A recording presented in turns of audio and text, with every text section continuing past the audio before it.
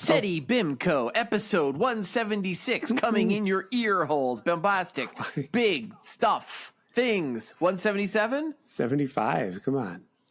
175. Jeez, jumping ahead into the future. It's Oh, 175. We're going international, as you know, lately, George. yeah. Because our country's on fire. And our country, we keep thinking it's not going to exist, but it does keep existing, just in a further degraded form. So this week, Yup. I picked it. We went to jolly old England. Jolly old England. Get ready, Mr. Dirk Feelgood of the movie mixtape for terrible British impersonations. Yeah, say what. Oh, I don't think I'm going to try that. Say what movie it is, Tim. The movie's Prey from 1977, the Mother year, same year as Star Wars. Yep. Prey. So, I hate that you call it that. And we always start with an age-old question about revenge, George. Hey, I'm being what's gonna be, Tim? Totally up to date. You like these? You hate these old references. Listen. I hate every aspect of this. Yes. Did or will Robert F. Kennedy Jr. Did he ever get revenge on Friendly's? Remember Friendly's ice cream chain? They had ice cream. Yes. Did he ever get on Friendly's for their incredibly popular? Get on Friendly's. Did he ever get revenge on Friendly's? This is good. For their incredibly popular 1980s menu item, the Reese's Pieces of Tylenol ice cream sundae. See, you said it was you starting up in the recent. You couldn't help but go back to the 1980s. Well, that's when it was like everybody took their mother to Friendly's for Mother's Day. Got them a Reese's Pieces of Tylenol sundae. It's SETI BIMCO Part 2, The Revenge. The show where we create revenge sequels that nobody wanted. Anyway, SETI BIMCO Part 2, The Revenge. SETI BIMCO. We're going to make revenge sequels. If you're listening to us, I have a question. Questions. Why? Why do you listen to us? Yeah, write to us. Write to us. SETIBIMCO@gmail.com. I'm putting it right up front. I want to get us some mail. I want you to stop. We'll still be here. Stop. Write why do you listen to this podcast? I want to hear. So does Tim. Why, Chris, who doesn't listen? So does occasional co-host Kevin Cobuster. We know he doesn't listen. Our friend Chris, who never listens. Send us a... Sitting there, secure in his ignorance of what we talk about. Living a good life because of it. Why do you live a less good life by listening to SETI BIMCO? Let us know. SETIBIMCO with an E at the end, gmail.com. True. You know what? I think Squiss lives a good life. Oh, you mean our friend Chris, who doesn't listen to the show? Our friend Chris, who doesn't listen to the show. Nobody knows who he is, right? Why? We can talk about him. He's got but 2 girls for children. And they live in a little New York City apartment. So I'm just like, be glad it's 2 girls. What if it were 2 boys just about to become teenagers? What if it was 2 carnivorous aliens? You're going to do that? You're going to fly right by the massive masturbation joke I was going to make about how... Oh, see, I'll be honest here, Tim. My mind did not. When I hear teenage boys, I don't immediately think masturbate. That's something you brought to here. I actually thought boys, they're rambunctious. I mainly thought like they smell bad. That too. They're BO and their stinky feet and stuff, and they get all weird and lumpy looking. They do. But you made it upsetting, and I think we should cut this entire thing out, especially because we brought our friend Chris, who doesn't listen to the show. We brought him into this foul taint. People be talking about it all across the land. People always talking about SETI BIMCO. They're like, what is the SETI BIMCO, and what does it mean? They come here for up-to-date jokes about RFK Jr. Yeah. What if they put, that show, Is This Cake? Yeah. What if they just had a cake and it had orange frosting, and then they put President Trump there, and like, which one's cake? And then the people purposely guess that Trump is cake, so the host has to stab him. But George, we talk about pop culture. We try, but we never can because you never watch the things I watch at the same time as I watch them. So I am at a deficit. It's true. My wife will complain. I do not take it enough pop culture, we talk especially about not the British baking show because this week this episode's in Britain. I think I might be still an episode behind. Okay. We're far enough ahead we don't spoil it for others. Yeah. Except Marcy at the movie mixtape, who hasn't been behind. Join the Discord, folks, and get in on the the drama of who's watching. Oh, so you didn't see British Bake Off, so we won't do that. I'm not sure. Let's not talk about it. Last one I saw was when the woman who I did see the most recent episode, I think. Okay. Where the woman of Italian descent, Nadia, I can't remember her name. She looked exactly like every woman I knew on Long Island growing up, but with like a Liverpudlian accent. So it was just disconcerting. Disconcerting, yes. And she had a disastrous week. Oh yeah. It was just weird. Like it was just like they couldn't even hide. Like Nadia's going home. Yep. They put a black mark on her head early on. Speaking of England, Paul Hollywood does. Paul Hollywood. He puts a black frosting mark across her head. Anyway, I missed that. Go ahead. It's not Speaking of England, no, it's not. Speaking of England, since our movie is from England, Tim, you normally like to have some weird English laws, and as you're the biggest Anglophile I know, what do you got for us this week, Tim? The laws? Yeah, the weird laws. Hey, George, I have odd laws. Odd laws from England. Talk about the odd laws. Hey, odd laws. So this is England, right? Yep. Tim, yes. Odd laws from jolly old England. Jolly old England. George, I found a theme. Let's hear the theme, Tim. Well. I thought you meant a musical theme. You're not allowed to walk a cow down a public street during daylight hours. Okay. So nighttime only for your cow walking, everybody in England. Yep. All right. And it is illegal to stop a cow in the street for the purpose of cleaning it. The act of cleaning must occur while the cow is still moving. At least while it's in a street, Tim. Right. I imagine if the cow is stationary in your apartment, or as they might call it over there, your flat, you'd be okay to clean it. You would be. Yeah. Not, yeah. And the last one. Drunk in charge of a cow. You can be arrested for being intoxicated while in charge of a cow. All cow laws. So if you're a dairy farmer in England, you have to be sober. Abstinent from alcohol. Wow. Stone cold sober. That's weird shit, Tim. What if you're with the cow at the bar? You're not in charge of it. You're just with it.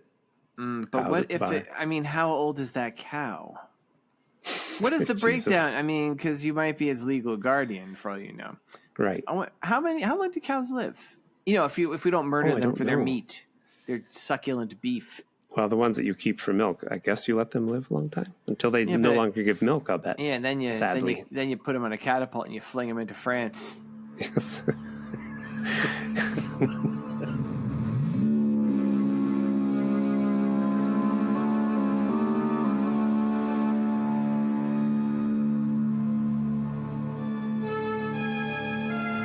So I'm going to read a brief description of this movie, Prey.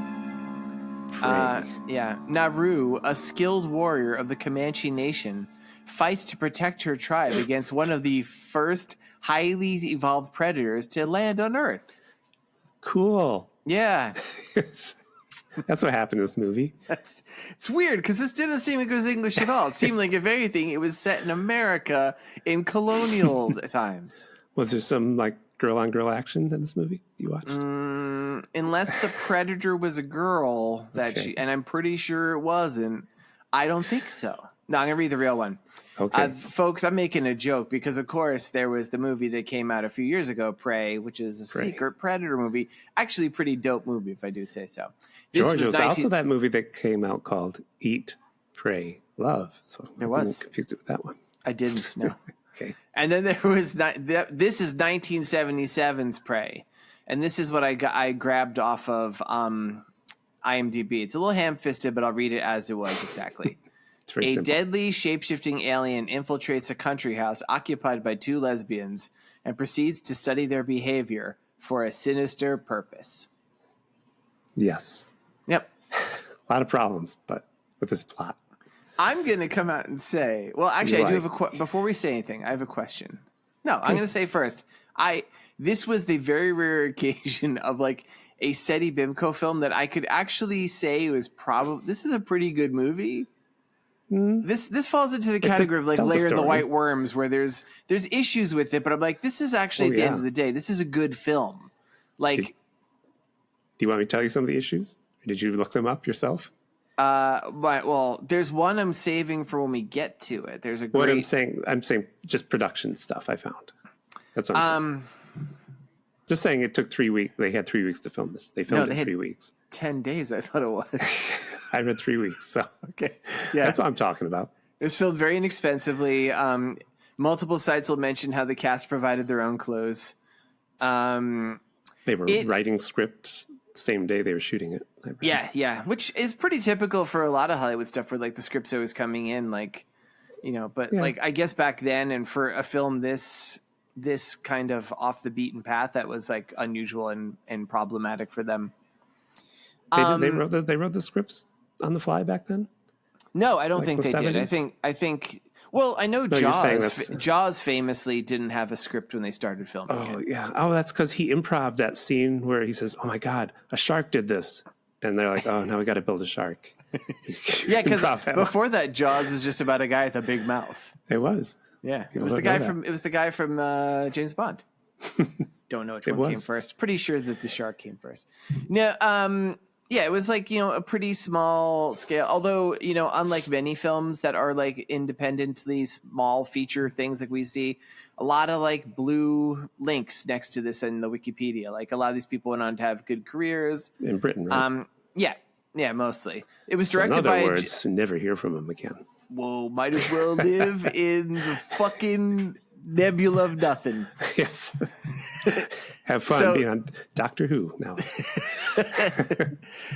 It's directed by a guy named Norman J. Warren, and it was written by a team of Max Cuff and Quinn Donahue. And he got polio, right? His one arm didn't work, I read. Who? The director.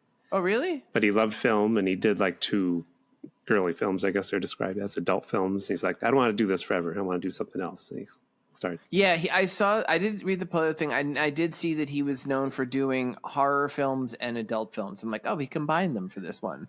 Yeah. Yeah. He combined them.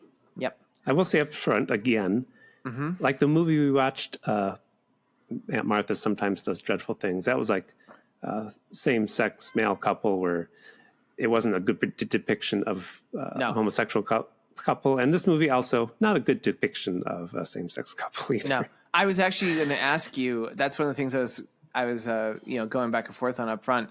Did you get these two? Those were both movies you chose. I was wondering, did you get them off of like a similar source? Like, was there a list you had of movies that they were? Because there is a lot that this has in common with that film. I find interesting. No. I just type in when I look for countries. I just type in. Okay, Google. I wonder if you had like a database of like problematic yet groundbreaking depictions of same-sex couples or something. Because in some ways, this is pretty, it's actually, it's like, wow, 77, look at this. They're showing like a lesbian couple, but like, in much the same way, go back and listen to our previous episodes. Sometimes Aunt Martha Does Dreadful Things. There's one person who is a crazy murderer who is clearly forcing the other person, very possessive, and forcing the other person into a relationship. So like we see that same thing played out here. Yep. You want to start this off, Tim, since it's your movie? Sure. I just talk through the movie. It's like, so this movie starts. By the way, the aliens talking to another alien, like proceed with your mission, speaking in English. I just want to point this out for later inconsistencies. Oh yeah, a quick question for you too. Yes. I know you watched it in Daily Motion. I actually found a version that was on YouTube. Did your version have Polish subtitles throughout? Did it? No, I don't think so. Okay. No, I was reading it saying, "Oh, that's their name." Okay. Yeah, it just threw me into confusion because there was Polish subtitles, but they were speaking English. I'm like, wait, are they doing subtitles of the aliens' language? Because the first bit the first dialogue you hear, and in this case read, is the alien speaking to other aliens in some sort of recording, but speaking in perfect English, no alien tongue. And there's very few characters. Jessica, she is woken up by lights flashing in her room, and she looks out there, and she's all scared. Yep.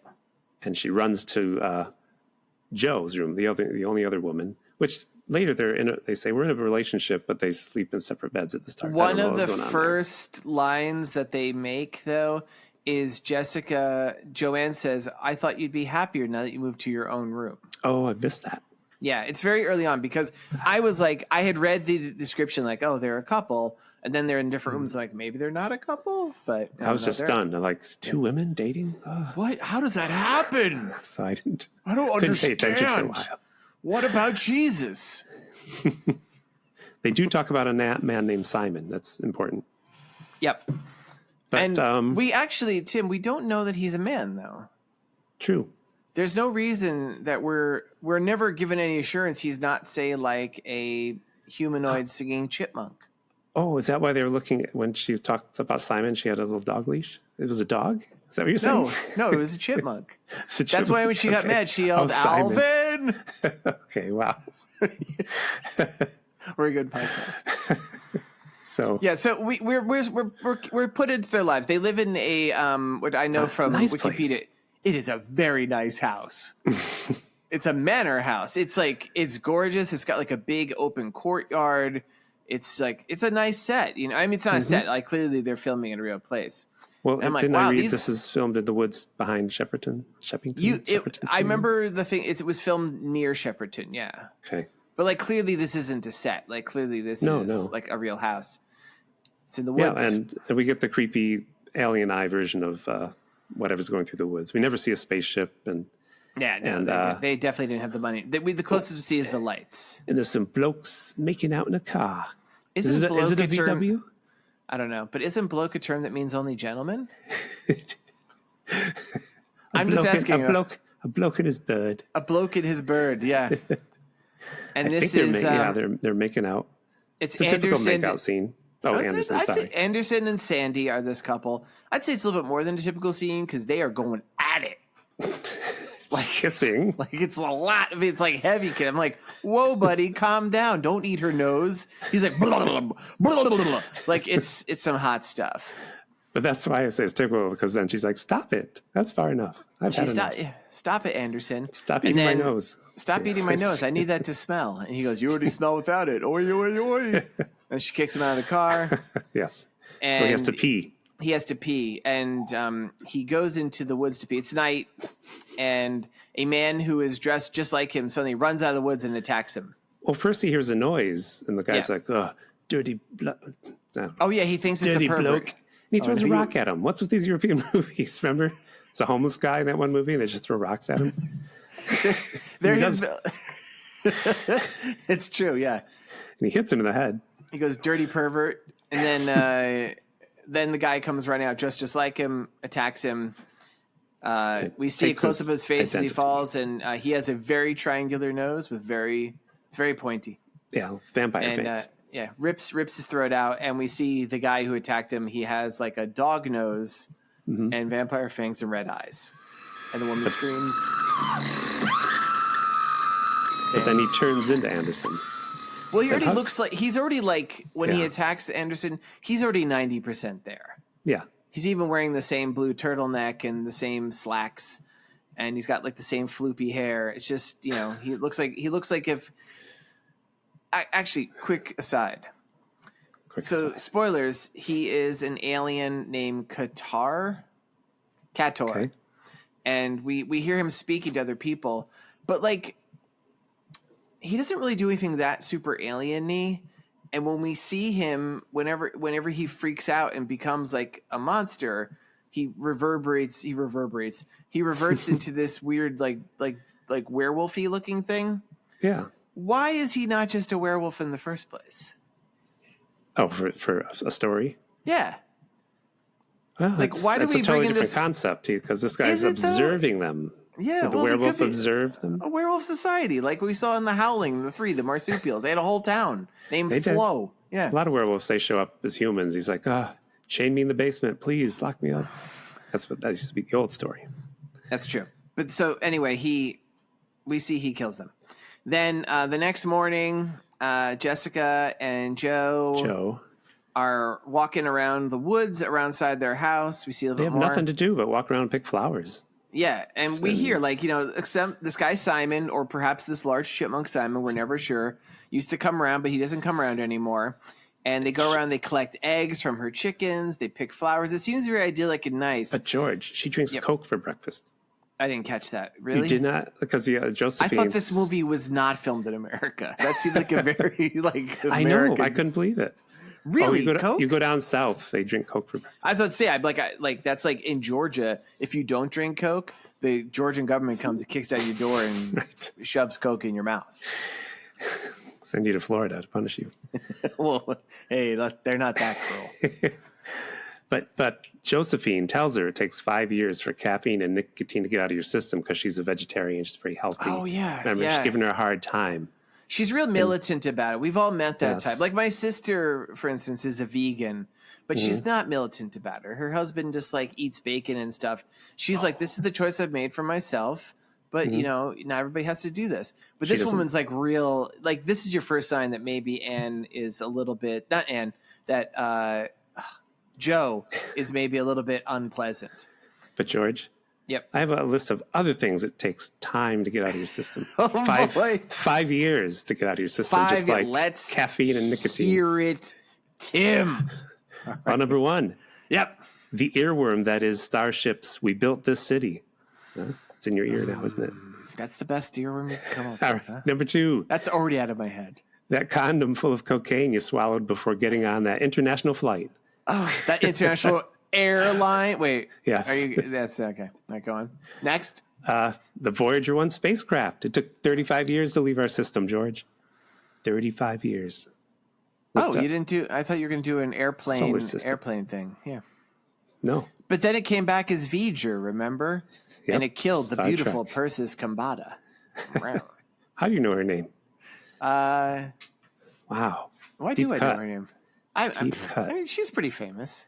She was. She's unfortunately passed on. Yes, I know. Yep. I just watched a movie with her in it the other day. When she signed on to the Enterprise in that movie, you probably don't remember this, but she says, "Captain, I've signed my... when you agree not to have sex, what's that called? Abstinence? Virginity? Yes. She signed her abstinence requirement because in the book that Gene Roddenberry wrote, he made her from a species that when they greet you, they have to have sex. And Kirk was like, he wrote a whole thing about this species. And they were like, we're not putting this in the movie. Can I tell you something we're going to have to absolutely cut out? But this is like a little bit of cool. So you probably know that like Star Trek: The Motion Picture was originally spun out of a proto Next Generation that he was working on.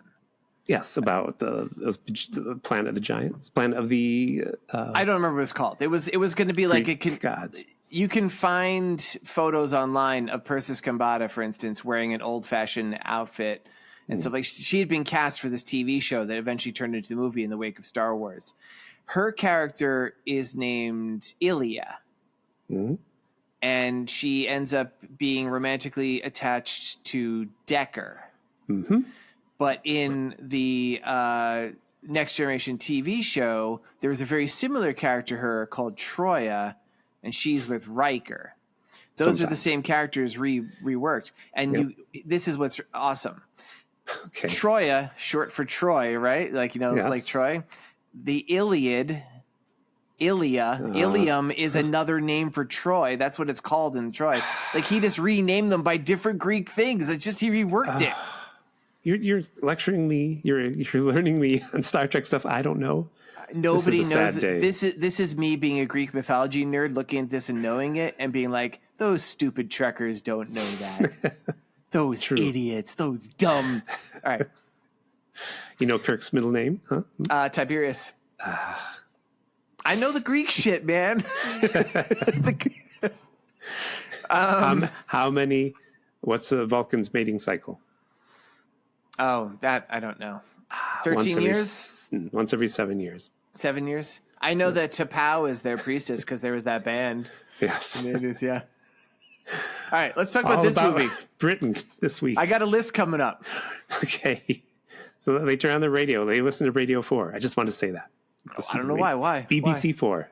Why? Why is... So that because there is radio announcements throughout this. I forgot. Yeah, they have a radio. We saw UFOs. Could have easily said we saw Wolfmen, but they didn't. They said they talked it off as weather balloons, whatever they call them. Yeah. It's a big disco ball. Big disco balls. It's 1977. So they're walking around the idyllic woods, and they come across 3 dead rabbits. Just they mutilated. freak out. Yeah. Well, Jessica freaks out, and Joe is like, "Oh, no, it's just dead rabbits. It's a fox." She doesn't seem to be bothered by it, but Jessica's like, "Oh, it's horrible. What could have killed 3 rabbits?" Tim, here's my list. What could have killed 3 rabbits? What beside a fox? Because that's what Joe says. Why do we keep calling her Anne? Oh, because their names are Jessica, Anne, and Josephine are their full names, but they never call them that. What beside a fox could have killed the 3 rabbits? You ready? I'm ready. All right, number 1. Waiting. A hunter who is very, very quiet. Number 2. Yes. A yautja, known colloquially as a predator, one of an extraterrestrial species characterized by their hunting of endangered species for sport and honor. Did you know they were called yautja? No, I did not. No, neither did I until I went to I wanted to grab a quick description of a predator. I just know that they're one. They're just what? Yep. Ugly motherfucker. Yep. Oh, good, Tim. That was good. Wow, good for you having a. Oh, that's still 80s. Never mind. So, okay. Yeah. 86. What beside a fox could have killed the 3 rabbits? Number 3, Aunt Martha, who sometimes does dreadful things. Oh, because these movies have a lot in common, I feel. Yep. Number 4, the rabbit-specific serial killer, Ted Bundy. Ah, damn it. Damn it. And the number 1 thing that could have killed the 3 rabbits, the holy hand grenade of Antioch. Monty Python reference. Yeah, that's my best list ever. I'm going to quit the show now. Bye, everybody. Bye. Bye. So they walk through the woods. They're talking. They don't do much. They talk about the new season of Doctor Who, season 15. They're like, the special effects are really shitty this year. They're really good. They like Tom Baker's new companion, Leela, in her short skirt. Yeah. We should mention that there's been little bits coming out here and there. It's just subtle at first, but it turns out that Joe is a bit of a character who doesn't like men in any way, shape, or form, which makes it especially unfortunate when suddenly they see I guess it's a house on the outskirts of their property, but it's part of their property. Yeah. They see a lanky young man kind of coming out of a house being like, dude, and they're like, "Oi, who are you?" And he's like, Anderson? And they're like, "What are you doing here?" He's like, "My leg go hurt." Yes. He's generally acting like he has a head injury, but we, having been privy to the scene, are like, that's because he's a fucking alien who just assumed this guy's like identity. And because she's just cooped up all the time and has apparently no survival instinct whatsoever, Jessica is like, "Well, come back with us to our house. We'll patch up your leg." And I'm fully on Team Joe at this part. I'm like, I'm sorry, no. You meet a rando guy who's like, no, he does. He actually speaks fine. He speaks well. He acts as if he is an alien who's never seen humans before in some ways, which he did. She is 100% right to be like, no, get the fuck out of here, dude. Right. Like, come on, he's gonna serial kill you. But they have established that Jessica is a little bit like, maybe I can go away for a while. Why do I always have to stay here? Yeah, she just wants to go into town. She's like, "Can we go into town, get something?" And like, and Joe's like, no, you have to stay here. And you're kind of like, why is Joe like? Are they in witness protection? Is something going on? Yeah, Joe's just a fucking nut job, as it turns out. And it turns out it's not Joe's house; it's Jessica's. Her father died. And she mentions like that her parents are from Canada, so I don't know why Canadians would have such a nice manor house, but that's true. By the way, the actor who played really was from Canada. I could tell by her accent. Yeah. Wait, really? And her John Candy poster she had behind her. Wait, did she have a Canadian accent? Because I thought she had a British accent. No. No? No. Wow. God. Wow. I'm joking with you, eh? Taking the piss. Governor. Ooh, wait, where are you going to take it? Because I think me out of you. Take me out of you. No, don't take my piss. If you take that, what'll I have to do in the toilet later? I would like to know the origins of that when British say, taking the piss. I don't think we want... I mean, there's a lot that the British should be ashamed about in their history, and I'm betting that's part of it. Okay. Let's just leave it at that. Yeah. So they take Anders back in his leg and to their house, and he's immediately like, they have a pet cockatoo named Wally. which Wally. we know Joe hates, Jessica loves, and like when Joe's by herself, she kind of antagonizes Wally, and then Anders does the exact same thing. He's like running his finger. This poor bird. His eyes will open up. He wants to eat that bird. Did you read what happened to the bird in the filming of this? Oh, no. Is that bird dead now? That bird, no. Well, yes, probably. I don't know. I actually don't know how long cockatoos live. They might live really long, like African greys do. I don't know. That's quite a while. African greys live to be like 90, so it's possible. Oh. But here's what happened. So apparently, because this film was filmed in like 10 days and for like a nickel or a 5 pence piece, as they might say in England, there was a lot of takes ruined by that dog. I mean the cockatoo yammering in the background. Right. And so it was just going nuts all the time. And like towards the end of filming, it escaped into the wilderness, never to be seen again. Well, good for the bird. Who knows? It might have had okay. Yeah, well, Britain, maybe. It might have died. But they live 90. So, yeah. So now like immediately Joe is just acting weird. Like, I mean, I said, I was on Team Joe because like, don't bring strangers back to your house. But she's all be like, "Oh, you're Fred," and like just being like, you're like, "Oh, you're obsessive and like manipulative." But she brings him tea, and he can't remember how he got hurt. And they show us that when he drinks the tea, he doesn't know what the heat is. Yeah, he's like, "Oh, it hurts." The tea away later. Yeah. Yep. Yeah. He's like, he knows how to fly to another planet, and obviously they've studied us because they know our language. So he's very inconsistent. He's like, "What is water? What is tear?" Yeah, you're right. There are some weird gaps, but I don't know. They're pretty bad. Yeah, and so it's this tense situation where Jessica is happy to have someone different because the only person she interacts with is Joe and maybe to a lesser degree Wally the cockatoo, and I guess the chickens. And they just had that one album, Rumors, Fleetwood Mac, 1977. That's all they listened to. That's all repeatedly. Yes. Yep. And then they go their own way, and then the movie ends. Nah. Yeah. Well, we hear on the radio. This guy, again, this alien knows how to use a radio. He turns it on, and the police he turns are it on? I didn't catch. Yeah, well, he's listening to it. And the police are mentioning they're looking for a missing couple. So he disappears into the woods. Looking for a bloke and his bird. He goes back to where he did the kill, and he walks up, and there's 2 cops, 2 bobbies. Hey, do you own this little Hitler car? The VW bug? They don't say that. That's what they say. And he's like, "Oh my God, I do." He does the most dodgy thing ever, immediately runs away. And they're like, "Oi!" And they go after him. Yep, they go, "Oi." So they chase him for a while, and he hides, and he turns into his fang face guy. Yeah. We see, it's kind of funny. They'll just be like quick shots of like, he's looking normal, and then they like do like, "Oh," and they just show like a second of his face with like the fangs and stuff out. And like, yeah, he kills one of the cops. It wasn't very bloody. A little bit later, but not too much during this movie. Did you see this movie was released with an X rating in England? Well, because we have a scene of two birds. No, it was naked. actually a scene that it was when I'll come up to it later. It was actually gore that was the reason. He kills both. And again, he's supposed to keep a low profile. I want to point out, the rest of this movie, no other police come to see what happened to the police that came to. That's the way. I don't know if you know this. That's the way it works in England. A lot of people don't realize there's only 3 bobbies at any given time. If 2 disappear, that's just like they write it off. Well, the other one was in Wales looking for Prince Charles's missing slipper.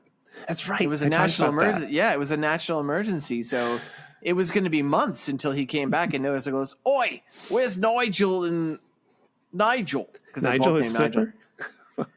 Oh. They say Slipper's named Nigel. So they go back to the house, and Josephine is being like, "We're vegetarians." Dinner. She's very passive aggressive about it. Yep. We don't eat meat like you animals. Eat meat like you pile of human shit. And then she said, "This house is all hot dog buns, but somebody nipped the wiener. That's what we are." Tim, that has so many meanings at different levels. Yes. Because they don't trust men. Well, she doesn't trust men. So she puts a pretty fucking basic looking salad in front of him. I was mad about that too. Like, you're vegetarian. That's all I could think of. Yeah, come on. I know, like you know who makes good salads? Vegetarians. If you're like in a vegetarian's house, like we're gonna make a salad, you should rub your little meaty paws in front of you and go, "Oh boy," because there's gonna be shit you've never seen in there. There's gonna be nuts, apples, there's gonna be radicchio. There's gonna be like all kinds of beans. like greens you've never seen before. This is like it's fucking iceberg lettuce, some bacon. Yep. Wait, hey, Tim. That's the secret. The secret's the bacon. No, it's okay. The bacon came from a vegetarian pig. Oh, okay. So they're eating, and he because he's like brand new, he puts the food in his mouth a little bit awkwardly. It's a little stupid the way it's, and he immediately vomits and runs out of the room. Yell. And hilariously, Josephine yells, "Animal!" So it's so weird. Like it's so aggressive given like the rest of the movie at this point. I actually rewound to make sure, like, did she really yell "animal"? I mean, yeah, she's like just "animal." And Jessica is trying to like clean him up. He's got all puke all down his like little blue turtleneck. She's like, George, just next week, last week, we watched a movie where a girl cleaned up a guy again. Remember? He was vomiting at the beginning of Zombie Ass. Oh my God, you're right. And 2 weeks in a row. That's my theme I'm going for here. That's the theme. Puking on yourself. Ladies helping men puking. Yeah. One of the girls pukes later. No one helps her. That's right. Yep. So she's helping him. She goes, "Let me go get you some clothes because you puked all over your blue turtleneck." And she's looking through. She goes into this one room. She goes, it's a room where, like, I guess it's her kid room or like her childhood room. And she opens up this chest trunk, and she pulls out the world's biggest switchblade knife. Yes. And a bloody shirt. And she's like, I know. I'm all confused at this point. And there's a little bit. Well, there's a little. If you look carefully, there's a little bit of like orangish brown fur on it. It's chipmunk fur. Okay. And if you look, there's a big S on the shirt too. It's a long shirt. It's Simon. I mean, were you really confused? Simon wasn't the annoying one. It was Alvin. Why would they kill Alvin? Oh no, I beg Tim. I think we can all agree Theodore was the most annoying. That pudgy little fuck. Yes. They all sucked. That's my least favorite. Dave, that series ended, a lot of people didn't realize, because Dave just went nuts and murdered them all. And nobody could do anything about it because it turns out it's not illegal to kill chipmunks. No, it's not. Yeah, so he's just like, oh, he ate them. He fucking ate them. He made Theodore watch. He killed him last. Wow. Yeah. So then doesn't she say, Simon? Is there some reason I think... Yeah, she recognizes the clothes, but she doesn't know what to do because she's putting two and two together. She's like, we've mentioned several times in dialogue that Simon used to be there a lot, and then he stopped coming around. Joe said something about like, Joe had mentioned during dinner, she goes, "I think you should know that we are lovers." Yes. And she said Simon stopped coming around once he realized what we were. But but she sees this and she's like, she goes, "It's just weird that Simon left in the morning without ever saying goodbye to me." And in that chest, George? Yeah, what else was in that chest list? She found copies of Simon's dirty magazines. Oh, man. Oh, God. George, over in Britain. Over in Britain. Yeah. They got some funny names for... Is it called Birds with Their Kit Off? Yeah, it's funny names for sexy magazines. These adult magazines. Tim. Let's hear it. Here's some of the ones she found. Wonky Bangers. Fancy Hedgehog. Bangers is sausage in England. Penny's Lane. Penny's Lane. Backenders. Backenders. Like the EastEnders. EastEnders, yep. And Beefeaters. I still like mine. Yours was good. Yeah, thank you. I only say this because you do it to me. Mm-hmm. There was one mistake with your list. I don't think Elmer Fudd could kill 3 rabbits. If he was very, he never very killed quiet. one. He was just, look, Bugs Bunny is very hard to kill. Maybe he killed hundreds of rabbits. I don't know. You know, it's funny because I almost had Judge Doom in there. I'm like, he didn't kill Roger Rabbit either. No.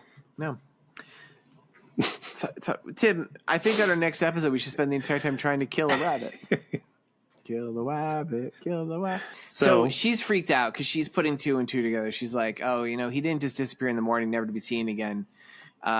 This woman who Anderson, have you ever been so scared? Very scared? He's like, yeah. She goes, because I'm really scared right now. He's like, why for? And she's like, I can't say. She goes, okay, but stay in this room and just keep the door locked, whatever you do, okay? And don't eat that bird. Don't eat the bird. He's like, but the bird. He's like, and okay. Don't move from here. And he says, don't move from here unless I want a glass of water. She's like, no. Yeah. She goes, I'll take your piss. I'll take the. And that's where it came from. I'm referencing Oh, wait, what? I'm referencing the Holy Grail, George, when he's like, you stay here until I come back. You remember? And he's like, I stay here unless I want a glass of water. So I don't know. I love that. I'll stay here even if you come back. No. Even though she tells him to stay in there because she's scared for him at this point.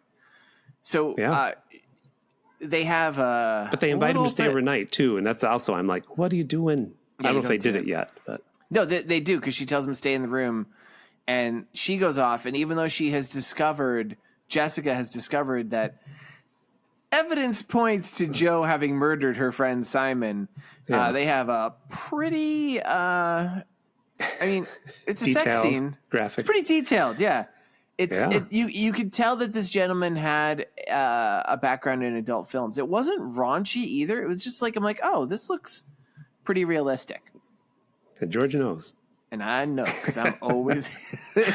And while that's happening, and we're I know I set myself up so bad. This is how women make love. Let me tell you. Yeah, let me tell you. While we spend a long time like just looking at that happening, he does in fact leave. He makes another phone call to his other aliens, and he does something else. We don't know what, but in the morning he's just looking around. Because he goes and he kills all them chickens. And he watches them for a minute too. Yeah, he does watch them. Did you say that? Sorry. No, I did. I forgot to mention brain fart. Yeah. I was very nervous the whole time. Like, oh, he's gonna walk in and like this guy doesn't know what they're doing. This is gonna be bad, but they never notice it. When people watch Star Wars in '77, George, they did leave Star Wars for 5 minutes to come watch this part of this movie. So that's what they all missed the compactor scene. Yes, they all missed the compactor scene. There was not a single person alive who saw that until 1987. Right. Yeah. You got it. Yeah, I got it. It is right. So the next morning we cut to Joe screaming like a lunatic. Yeah. I wrote she is unhinged because she finds her chickens slaughtered. People love the chickens, George. Yeah, and she had seen the 3 dead rabbits, killed by the Holy Hand Grenade of Antioch. But she thought it was a fox. So she's like, "We're gonna kill that fox. I know. I need revenge." I'm like, oh, further sign. At this point, I'm like, I think Joe's a really bad scene. She killed, she's bad. Revenge, George. So they go, she literally saying she wants revenge, just like our theme, like our podcast, Tim. That's the theme I'm weaving together. She takes she takes Anders and Jessica into the woods with her. She's got a gun. One of only 4 guns in England, apparently. Yeah. And it's hard to get a gun. She's like, you go 200 yards that way to Jessica and you beat the bushes. And she says to Anders, you go 200 yards that way. Do you understand that? And you beat the bushes. And he just kind of wanders off like a dope. Do you think this is how you actually hunt foxes, George? I do. Really? Yeah. Like, how do you not shoot people? They're in there staying in the bushes. Well, I mean, that's why if you've ever seen like the footage of like those fox hunts, they're all wearing bright red. Okay. Yeah. So this is how Don Chaney hunted, I think. Don Chaney? Don Chaney, right? Wait, that's not his name. No. Ron Chaney? Dick Cheney. Dick Cheney. You were mixing with Lon Chaney, the Wolfman. Lon Chaney hunted like this too. So Anders isn't doing his job, but Jessica is, and the fox is seen, and what's her face? Joe takes a shot at it, misses, and just like, I can't believe I missed. God damn it! He's in the next county by now. I'll kill every. And she yells at Anders. What were you doing? But I'm like, wow, fucking psycho. Yep. And they go back to the house, and then Anders just. Where's the fox go? The fox goes home, and his tie got ripped off, and his wife is like, "Are you hunting chickens again?" It's like, no. And he replies in George Clooney's voice. Yes. Yeah. That's what happens. So Anders wanders into the woods, and we know Anders is a hunting predatory alien. Yep. So then he comes walking back in sometime later. The 2 women are hanging out in their house. And he's carrying a limp fox, and he just throws it on the table. And he goes, "That's my way of saying thank you." And then he says, "And now what's a fox?" Then he says, "What's a fox now?" So they decide they're going to have a party. Really? I know. And Joe's into this idea. Jessica's like, do a party. And Joe is into, I'm like, because at this point, Joe's like, even though she hates men and she hates Anders in particular, she does love blood. So she's like, well, you did kill a fox for me. So I kind of like you. But they're like, well, we need to give him something to wear. She's like, I know what to wear. And next time we see him, Anders is dressed up in drag. Yeah, and he doesn't know any difference. Nope. He's all made up in makeup and stuff. And it's 1977, so nobody will come arrest him. Yep. He's free to dress like that. That's right. So they have a champagne party, and the two girls are dancing, and Anders, like, in rapid succession, just pounds like 3 glasses of like champagne. Of course. He's drunk. He can't eat plants, but he can get drunk. That is interesting. There's a lot of inconsistencies. Yeah, well, yeah. On what he knows and doesn't know. Yeah. And well, then like there's the two women are dancing, and then like Jessica goes to do something, and she's like, "Now you two dance." And it's like this awkward moment because like, well, I mean, I get Joe it. They're doesn't both like him, and they're both predators. Yep. They And just so stare it's at like- each other and do this it's thing like where they walk towards each other. Yeah, like my family and I went to the zoo like last weekend, right? And it was like when I you know, like when like they let the tiger into the bear cage, they just kind of were like, Really? Then the That's tiger what murdered happened? the bear, but yeah, like it's just what I don't happens. think he really went to the zoo. No, that's what happened in the zoo in my head. So it's just this weird moment, but then they decide like, let's play a game. They play hide and seek. Oh, George, I do want to point out, they ask him what his favorite music is, and he's like, classical. And so they put on this music that's like faux rock. It's definitely not classical. faux progressive rock. It's like Jethro Tull. I didn't get the classical line too, because earlier that was formed of like, it was what's her face saying a lie. Like they were like Jessica and Joe were having an argument about Anders when he wasn't there. And Joe's like, he's a fucking weirdo. Like, what are you talking about? Like, she's like, I don't know. And she's like, well, like, what's his favorite music? She goes, classical. I'm like, he didn't say that. You're just making shit up. But he knows enough to go along. He's like, I like classical. She's like, but I mean Beatles. So they play like some weird fucking like Zamford pan flute shit. Yeah. They're playing hide and seek, and I like this part. Here's the thing. This movie is well filmed. It put me on edge. For the only time I was on edge in the movie. It did, because, and it's somewhat subtle, he is a predator. Like, he is a predatory species. He can smell them, as it turns out. He smells Jessica and finds her. And then, like, while he's doing that, Joe is poking around, and she, like, I think this is when she finds the remnants of the fox carcass that he clearly ate. Yes. And she's like, it's in the garbage. She's like, this guy is like, I'm cuckoo bananas, but I'm not eat a fox and hide the rest of the garbage cuckoo bananas. She asks him, he says, I don't know what garbage is. How would I know? Yeah. Why would I know what that is? What is garbage? Give me more of the champagne. So she's hiding around the house with the giant switchblade again. And the two girls are hiding together, and he disappears at the window. He's like, haha, because you can't hide from me. I'm a hunter. I smell you. Yep, I smell you. You smell like onions. Like desperation. Onions and desperation. What else? And a cow you washed in the road. And napalm in the morning. And what else? That's it. Yeah, okay. I do have to say, Jessica, before we move on, she made the saddest looking cake. I don't know if you saw that, but she put it on the table. Oh, it was just, yes. It was like, it was just sad. I tell you what, she would have been kicked off of the Great British Bake Off right by away. Paul. You know what? It just occurs to me, because when Anders becomes a predator, he kind of looks like a wolf. He kind of looks like Paul Hollywood. Does Paul Hollywood look like a wolf? Paul Hollywood is a wolf. He Are you does. kidding me? He's got blue eyes and the gray. He is. I've never seen a human being look more like a wolf than that guy. He is a wolf. Yep. Oh, he's a wolf. If I ever saw one. Oh, what? Oh, that's your British accent? Somebody, who was it? I can't take credit. Other person on TV said the secret to talking like the Beatles is you like sound happy at the end. Like, hey, Paul. If you put let me try it. Give me something to say as one of the Beatles. Well, hey, John. Oh, John, did you eat the apple? Oi, we need to get rid of Ringo, eh? Yeah. That kind of works. All right. We just hired him, eh? Wish we had Pete Best back, eh? I'm not talking about the apple on the table. I'm talking about Apple Core, the group we formed. Wait, Tim, did you just hear that? As a tax shelter. Did you just hear that? That was our last remaining listener turning us off. Oi. Yeah. George, stop writing Taxman again, eh? We published that amazing band, Badfinger. Stop that song. No, I don't know what you're talking about anymore. Stop. But they ended You with have tragedy. like Beatles. It's like you have Beatles Tourette's. Like there's never been an episode. Yeah, whatever. There's never been an episode of the show where you haven't mentioned the Beatles at least 10 times. Well, people like people's content. Kill each other. What so happened? they're playing So hide and seek. They find each other. Yep. Trashy cake.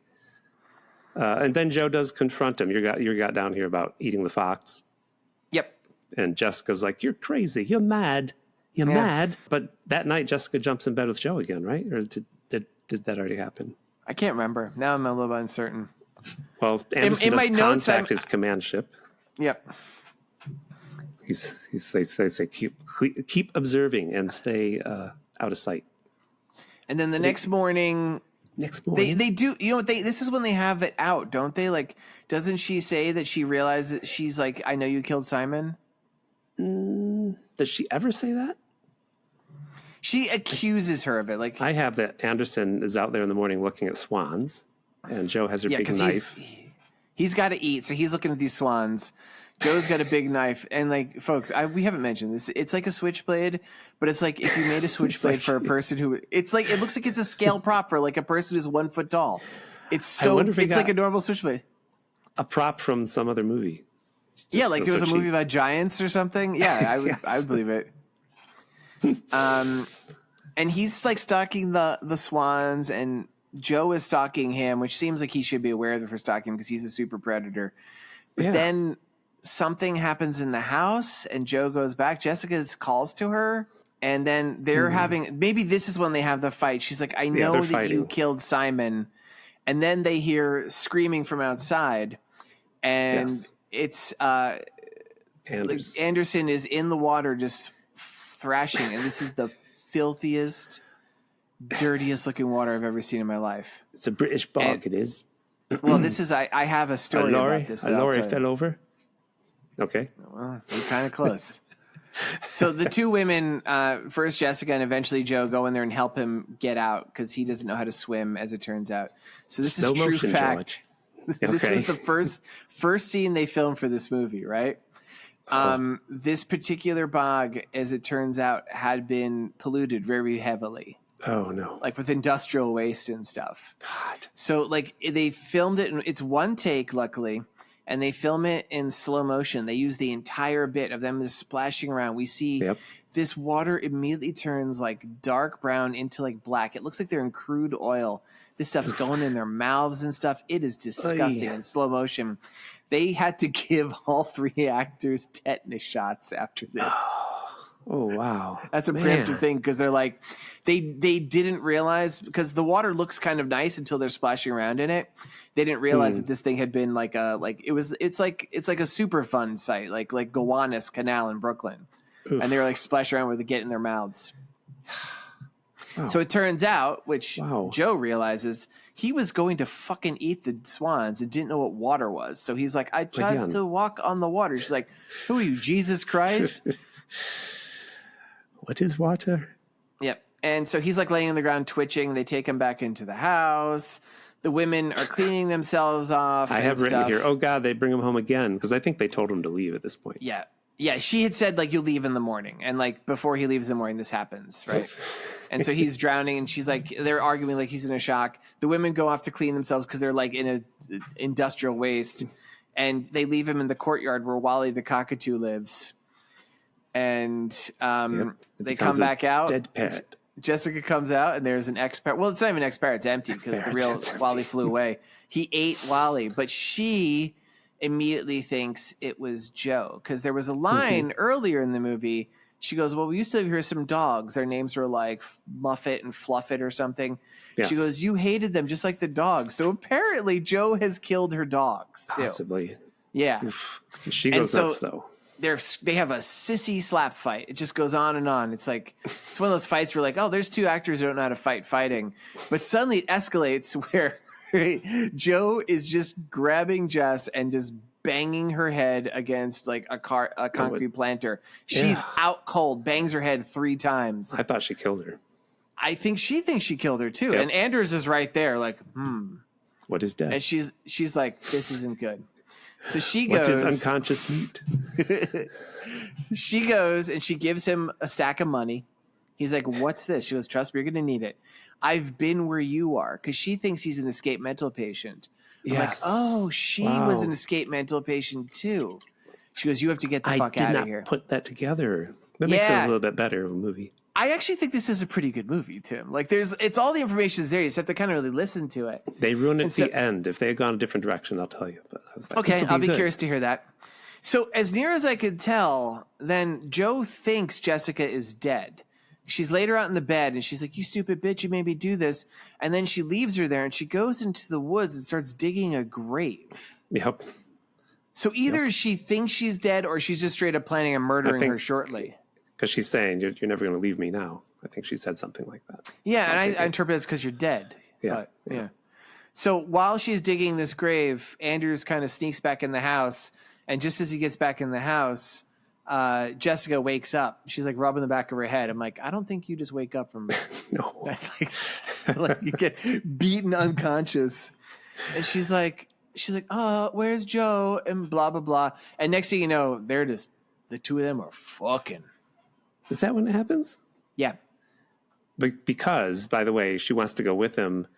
Yeah. And she wants to be his. Because he's like, "You are hers. I saw you the other night." Yeah. Mashing plungers together, as they say in jolly old England. Wow. I think that's what he said, George. Mashing plungers. I think we're going to get canceled for that. Yeah, there was bits we left off. There's bits of dialogue. He's like, "Why are you a prisoner here?" and stuff. Like, he, as the predator, realizes she's a captive.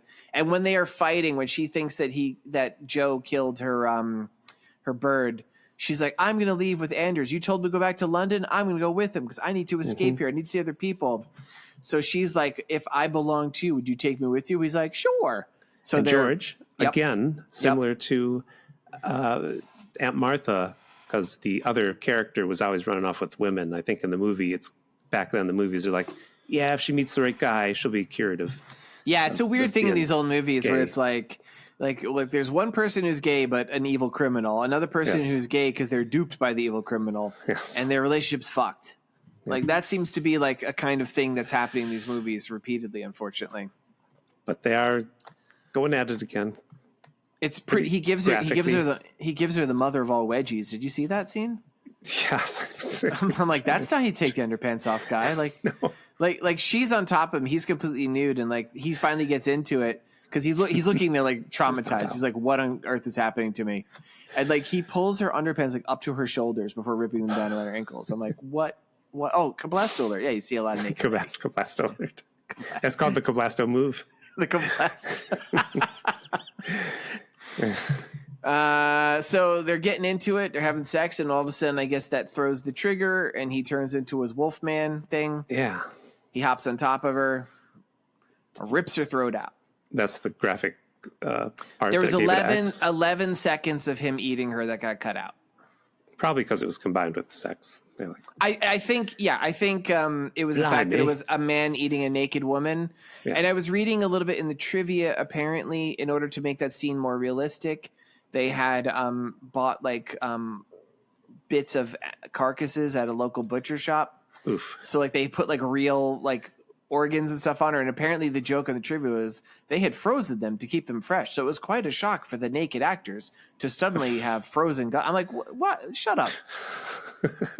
So we're missing 11 seconds of him eating her some more, but he got it. At this point, Joe comes in the house, I guess, ready to bury her former girlfriend, and opens the door and sees a naked Wolfman on top of her, like just eating a bit of her neck, being like,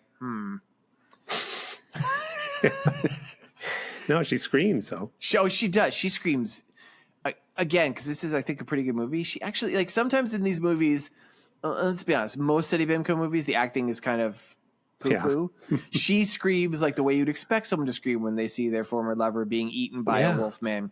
She runs out in the hallway, hits the balcony, vomits,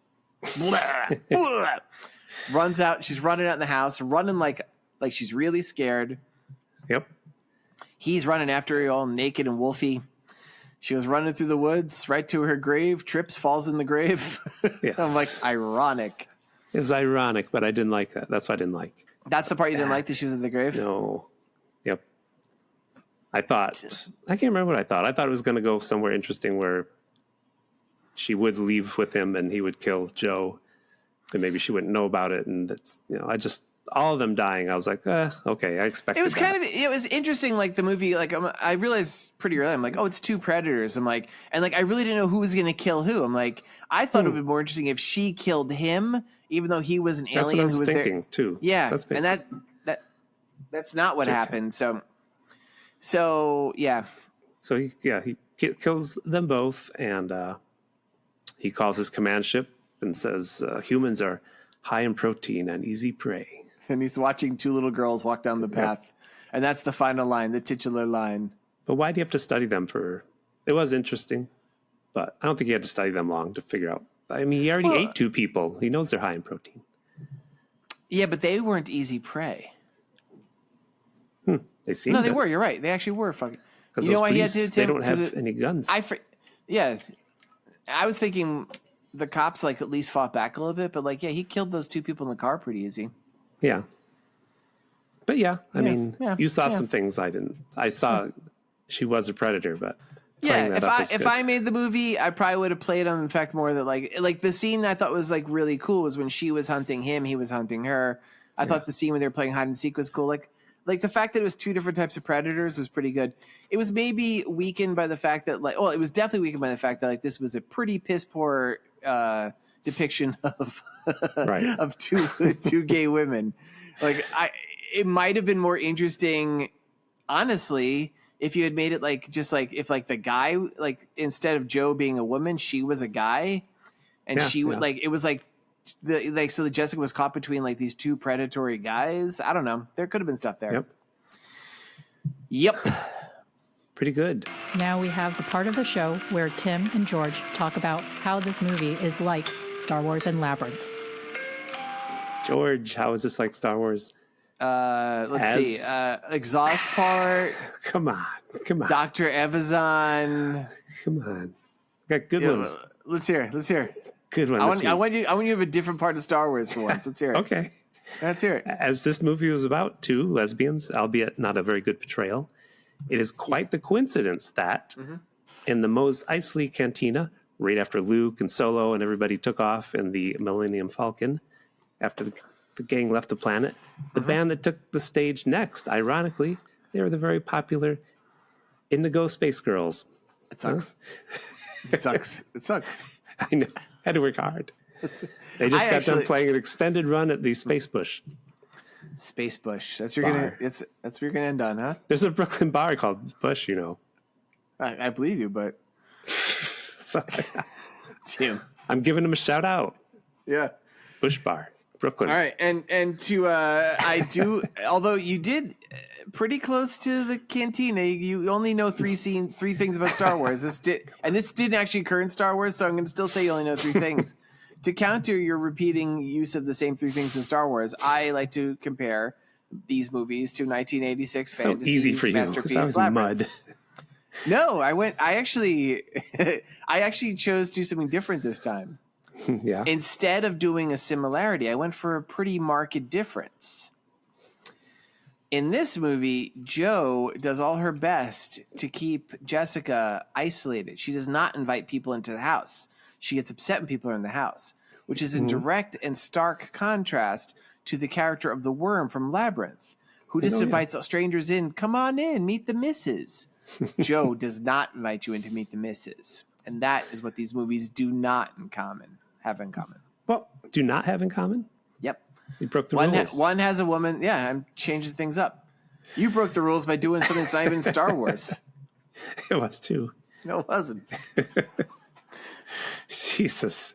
How it's not. How about this? How about how this is not like Star Wars? This movie had two female characters and Star Wars only has one. How it's How's like. that? Yeah. No. Yeah. Wherever you are, wherever you're hiding, I'll find you. Revenge. One of us will die. All right, and to follow up on that, sometimes we do revenge sequels, sometimes we don't. You want me to go first or what? Yeah, you go first. Why not? Tell me. Wait, is it long and bad? It's not too long. All right. You're going to be chiming in. You're going to be chiming in. All right, let's hear it. I'm counting the minutes till you figure it out. So the sequel is just another alien comes down. It comes down to New York City. Star Wars. And instead of a man, he finds a woman and he Splash. He kills this woman, takes her form. His name is Maria. Her name is Maria. West Side Story. And she finds a neighborhood. And it is West Side Story. She understands addresses, but she's like, I don't know what the number 8 is. She's got these weird blanks in her memory. That's because 7, 8, 9. A tall man paints the number 8 on her coat. She's like, wow, why'd you do that? And then she meets 2 guys at the park. 2 guys. One of them's collecting bottle tops. And she pretends to be hurt. And the 2 guys are like, come home with us. And she observes them. And they don't always get along, but they live together in one apartment. Doesn't know if they're friends or lovers. Shouldn't we say that it's bottle caps and not bottle caps? We should say the one who collects bottle caps. He's a fan of pigeons, right? A fan of pigeons. Yep. Okay. One likes bubble baths. Yep.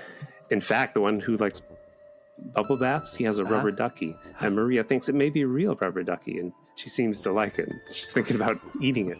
Okay, wow. And eventually Maria, she's in the apartment alone as the 2 men are outside arguing with a monster who lives in their garbage can. And she eats that rubber ducky. Oh, no, why? Maria, why would you do such a thing? And when Ernie comes back in, he starts to freak out, and Bert can't calm him down, and thus he's just like, this is like just what happened the time when Roosevelt Franklin was eaten. Right. Yep. Roosevelt Franklin. Yeah, remember he was that Muppet on the earlier seasons that they cut him out? Oh, yeah, that's right. Yeah. You don't remember this? I don't. But everybody, we're talking Sesame Street. I feel like we need to. All right. Thus, the alien girl, who's very excited by Ernie's behavior of being freaked out, she eats him before also eating. Oh, she eats Ernie? Yep. Shit. Also eating his roommate Bert. And she reports back to her ship that Muppets are easy prey, but the bony meat inside is not all that satisfying. And this causes Big Bird to go on a revenge rampage, trying to find out who killed Bert and Ernie, because Big Bird and Ernie were about to go on a quest to see who gave their parents so much Tylenol when they were pregnant with them.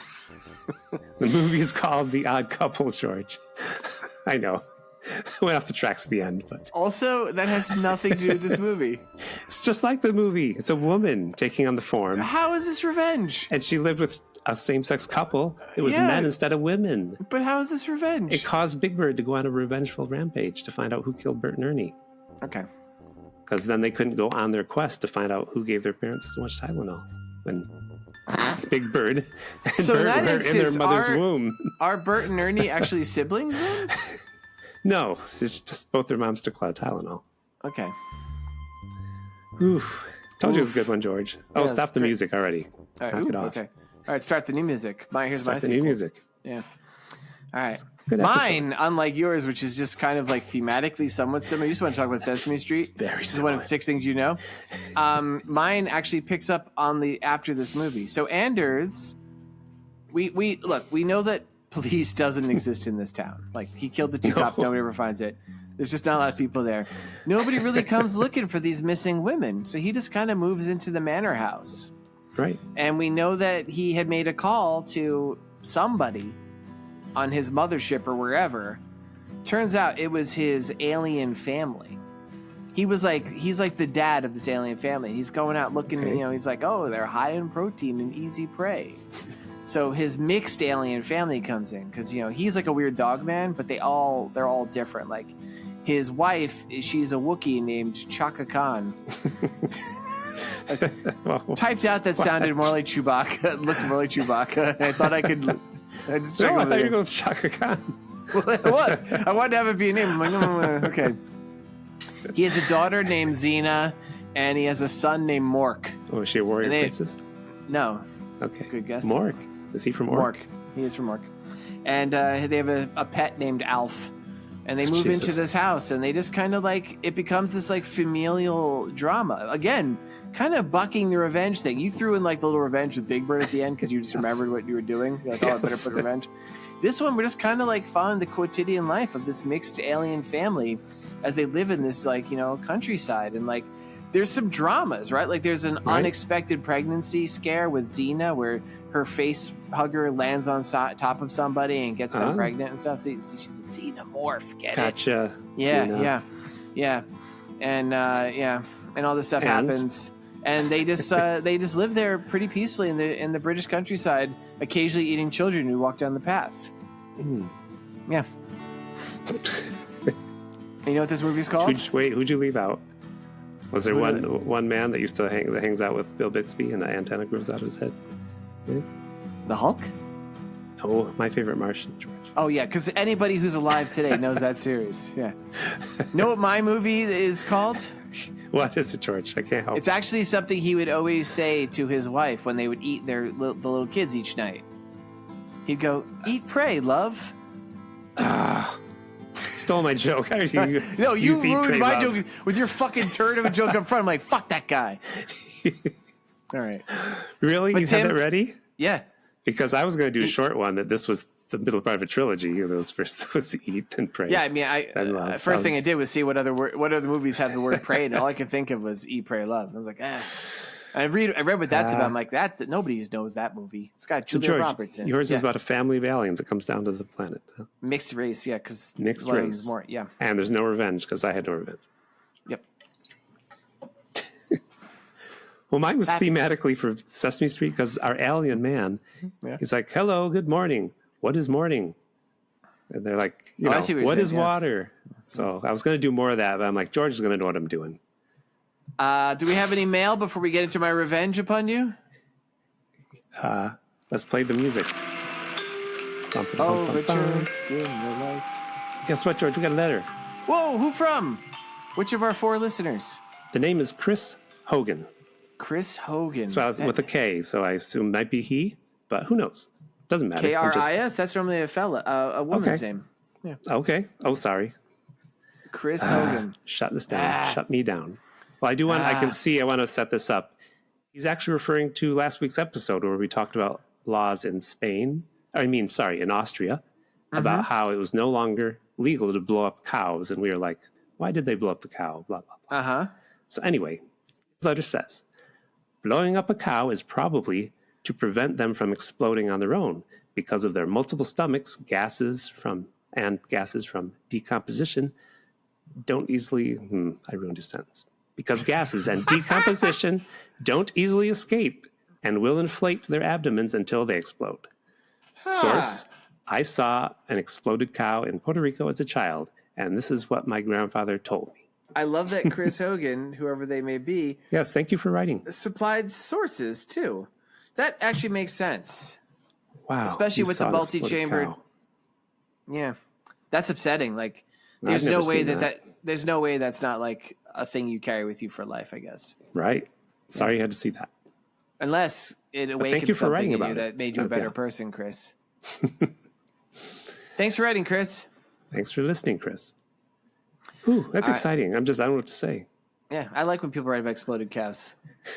I hope they write about exploded rabbits for next week. Why?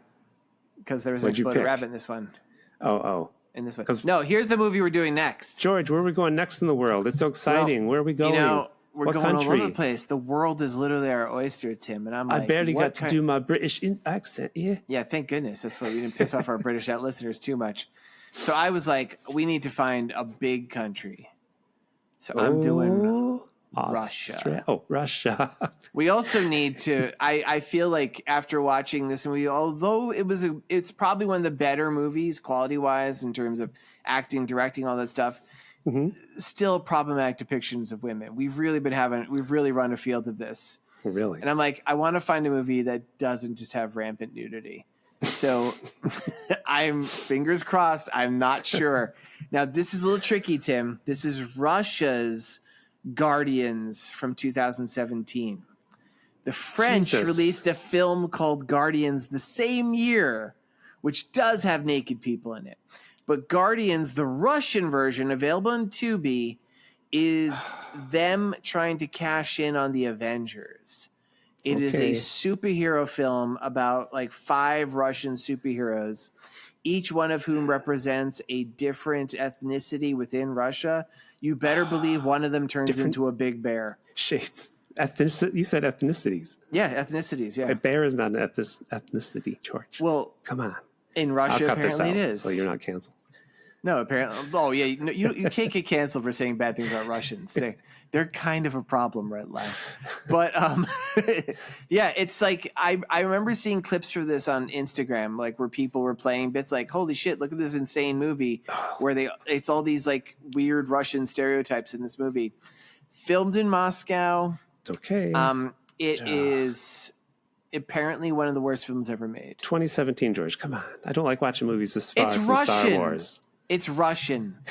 It's nobody involved this is going to find us. No, I just don't like newer movies. So far removed from Star Wars. Yes. I heard you the first time. It's uneasy. There's a lot of CG in this.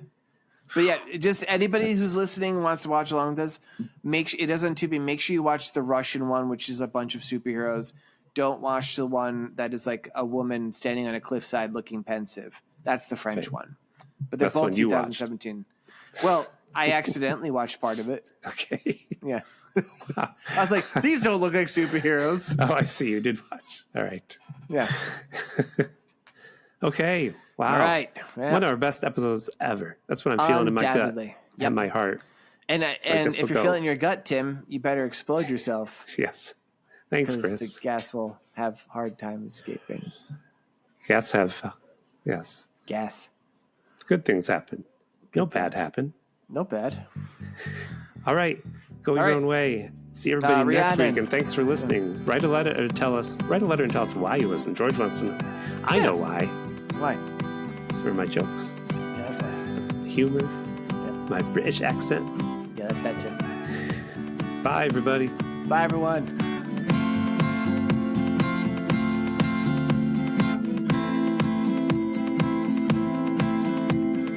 This has been a Pity Party Line production. Party line, it's a party line. Very favorite is when Ernie and Bert get pizza, and Bert takes 3 pieces. He gives 2 pieces to Bert, and Bert's like, Ernie, you got 3 pieces, and I've got 2. That's not fair. So Ernie eats 1 piece. He's like, oh, now I have 2, and you have 2. And then Bert eats Ernie? No. And he does it with the drink, their juice. He drinks his juice up so it's as low as his. He drinks his gin and juice. I was an annoying kid because if friends came over to eat, I did that to them. That's why you had so many friends growing up.